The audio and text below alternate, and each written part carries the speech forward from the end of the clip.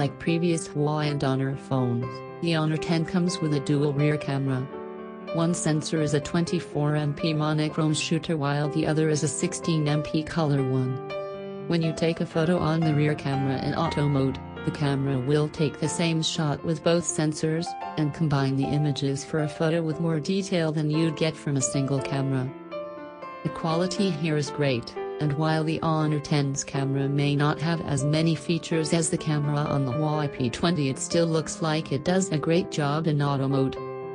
Honor's processing tech will use artificial intelligence to automatically improve the shots you've taken. That means the camera software will use algorithms to brighten areas of the shot, or change the focus, to create what it believes will be the best result.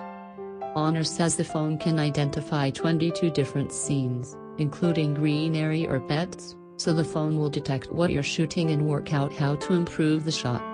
Below you can see an example of a green area shot with AI turned on and then off. This feature worked well in our testing, and usefully you can press a button and see what the photo looks like without the AI enhancements. If the phone hasn't enhanced the photo to your liking, you can then revert to the original.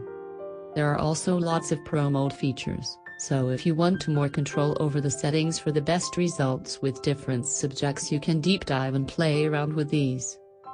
Our experience with shooting video on the Honor 10 has been limited so far, but the footage we have captured looks good, it's smooth, and both the image quality and audio quality are high.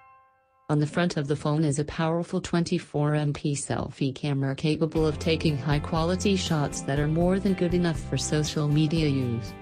One new feature of the portrait mode is that you can set the lighting effect for your selfies.